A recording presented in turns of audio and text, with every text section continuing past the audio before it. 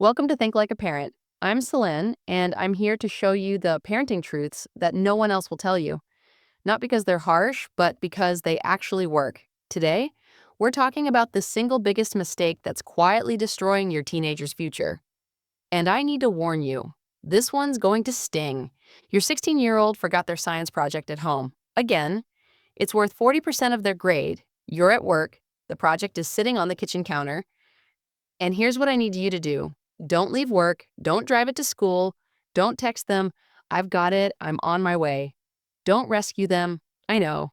Every protective instinct you have is screaming that I'm cruel right now, because what I'm about to show you is backed by 25 years of executive function research, practiced by the most successful college prep programs worldwide, and it's the difference between a teenager who launches successfully at 18 and one who's still dependent at 25.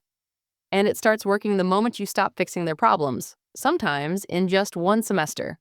Once you understand why rescuing your teenager is actually preventing the exact skills they need to survive adulthood, you'll never look at that forgotten homework the same way again.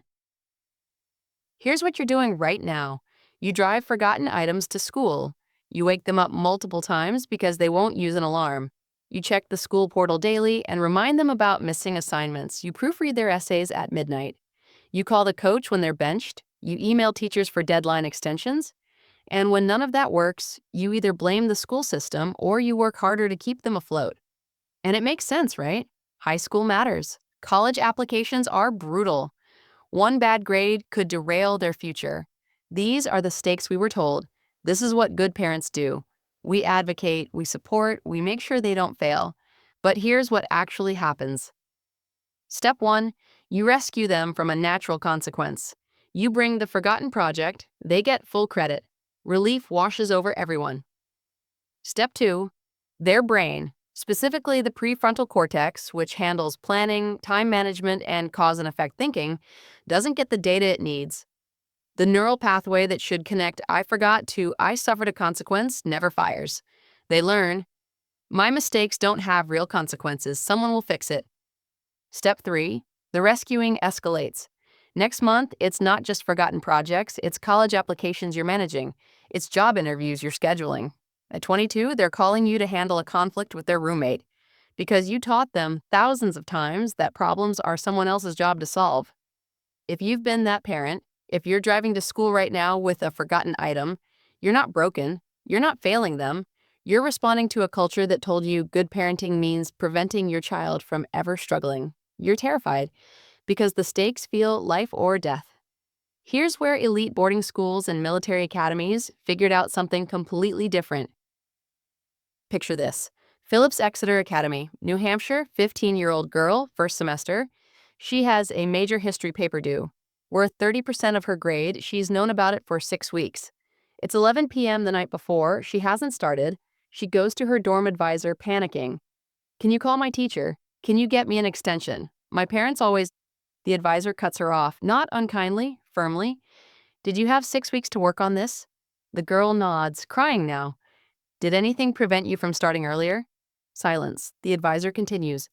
"Then tomorrow, you'll turn in whatever you have, or you'll turn in nothing, and you'll get the grade you've earned, and next time, you'll plan differently." No rescue, no phone call, no extension. The girl stays up until 3 a.m., turns in 4 pages of barely coherent work, gets a D, cries, and something crucial happens. The next paper? She starts it 3 weeks early. By senior year, she's the student other kids come to for time management advice. Not because someone taught her a system, because her brain finally built the neural pathways that connect actions to consequences. It's like watching someone learn to catch themselves when they're falling, instead of always having someone else's arms there. These programs don't rescue students. They allow strategic failure within safe boundaries because they understand something about how executive function actually develops. The prefrontal cortex, the CEO of the brain, doesn't mature from being told what to do. It matures from experiencing consequences, adjusting behavior, and building new patterns. When you rescue your teenager, you're not helping their brain develop. You're keeping it in childhood. This is called learned helplessness prevention through natural consequences. You're not being mean. You're being an architect of their independence. Stepping back is faster than hovering forward. I'm going to call this the strategic withdrawal method. It's called strategic because you're not abandoning them. You're strategically removing yourself from problems they're developmentally capable of solving, so their brain is forced to build the capability. I need to warn you. This will feel like bad parenting. Every step will feel like you're letting them fail, like you're cold, like you don't care about their future. That's exactly why most parents keep rescuing until their kid is 25 and still can't function independently. I'm going to show you 5 clear steps, one semester. That's what most families need to see dramatic transformation.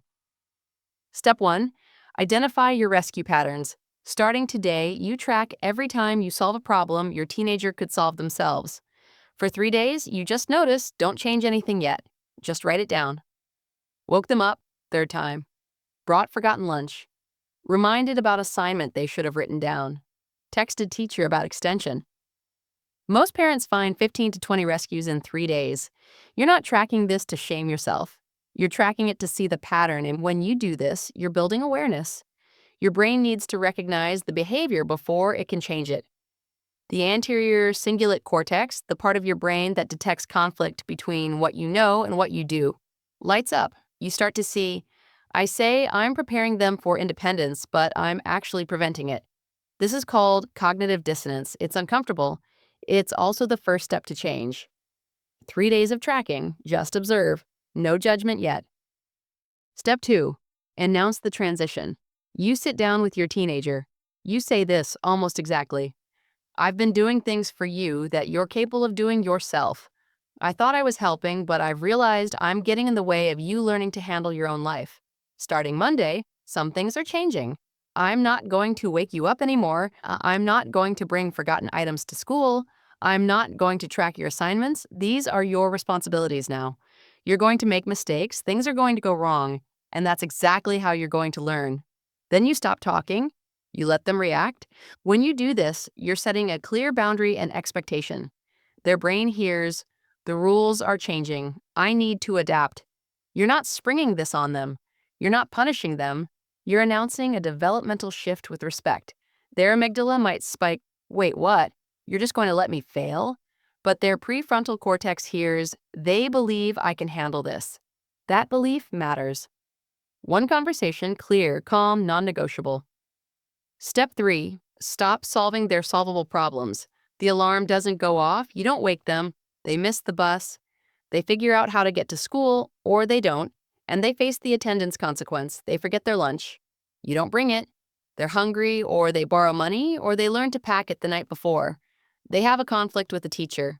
You don't email, you ask, what are you going to do about that? And then you wait, in silence, for them to think. When you do this, their executive function system activates for the first time in years. The dorsolateral prefrontal cortex, responsible for planning and problem solving, literally cannot develop if someone else is always doing the planning and problem solving. Every time they face a problem and solve it themselves, that neural network strengthens. Every time you solve it for them, it atrophies. You're not letting them fail. You're letting them practice. Every solvable problem is now theirs to solve. Here's what this looks like in real life.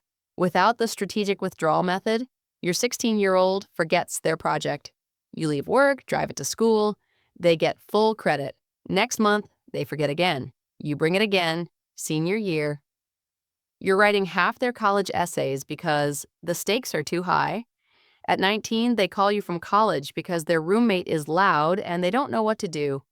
At 23, they move back home because adulting is too hard. They're capable, they're smart. But their brain never built the wiring for independence because you were always the solution. With the strategic withdrawal method, same 16-year-old, same forgotten project, you don't leave work, they text you panicking, you text back, that's hard. What are you going to do? They get a 0 on the project, grade drops to a C. They're furious at you for a week. But the next project? They set 3 phone reminders, they finish it early. By senior year, they're managing their own college applications. You're consulted, not needed. At 19, they text you about the roommate conflict, but they've already solved it and are just telling you the story. At 23, they're living independently, making mistakes and handling them. Because their brain knows how, that's the difference. Step 4, consultant mode, not manager mode. When they come to you with a problem, and they will, you don't give solutions, you ask questions. What have you already tried? What are your options? What do you think would happen if you did X? What's your plan? You're a sounding board, not a solution provider. And critically, if they haven't tried anything yet, you say, go try something first, then come back and we'll talk about how it went. When you do this, you're teaching them the metacognitive process, thinking about thinking. The insula, the brain region that supports self-awareness, gets stronger. They learn to evaluate options, predict outcomes, and adjust strategies. This is executive function in action, but it only develops through practice, not through instructions. You're the coach in the stands, not the player on the field. Questions, not answers. Process, not solutions. Step 5. Let the consequences teach. They fail the test they didn't study for. You don't intervene. They lose the starting position because they skipped practice. You don't call the coach. They get a speeding ticket, they pay it with their own money, or they work it off, but you don't bail them out. And here's the hardest part. You stay calm. You don't say, I told you so. You don't lecture, you just witness. That must be really disappointing. And then silence. You let the consequence do the teaching. When you do this, their brain makes the crucial connection between choices and outcomes. This is called contingency learning. The orbitofrontal cortex, which predicts the consequences of actions, literally cannot develop without experiencing consequences. When you rescue them from consequences, you prevent this brain region from maturing. When you let consequences happen, you're doing the most important developmental work of the teenage years. It's not cruelty, it's neuroscience. Natural consequences are the most effective teacher they'll ever have. Here's what just happened in those 5 steps. You identified your rescue patterns, you saw the truth, you've been overfunctioning, you announced the transition. Their brain got clear expectations. You stopped solving solvable problems. Their executive function system activated for the first time in years. You became a consultant, not a manager. They learned to think through problems, not just ask for answers. You let consequences teach. Their brain built the neural pathways that connect actions to outcomes. You didn't just change one semester, you changed the trajectory of their 20s. But here's what matters most. You're not just preventing forgotten homework, you're building an adult who can function independently. Over one semester, sometimes even faster, the teenager who couldn't remember their own schedule becomes the young adult who manages a job, an apartment, and their own life. Not because you taught them a system, because their brain finally developed the capacity. By age 25, they're the friend other people ask, how did you figure out adulting so fast? Not because they're special, because you stepped back early enough for their brain to build the skills. Week 1, you stop rescuing. They forget something major. They face a real consequence. They're angry at you. That's okay. That anger means they're feeling the discomfort of responsibility. Their brain is waking up. Week 3, you notice small changes. They set an alarm. They check their schedule without prompting. They solve a small problem without asking you first. They're testing their capability. Month 2, a bigger problem happens. They handle it completely independently. They tell you about it after. You realize they didn't need you. Month 4, their grades might actually be better. Not because you manage them, but because they're managing themselves. Teachers report, they've really matured this semester. This isn't magic, it's brain development that finally got the space to happen. Let me tell you what this looks like 5 years from now. Your child, now 21, is home for winter break from college. You're having coffee together. They start telling you a story. Roommate conflict, financial stress with a campus job, a professor who graded unfairly. You start to worry, start to form solutions in your head. Then they finish the story.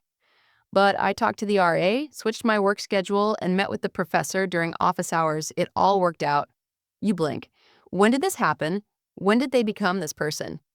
Their high school friend is at the table too, complaining about their own life.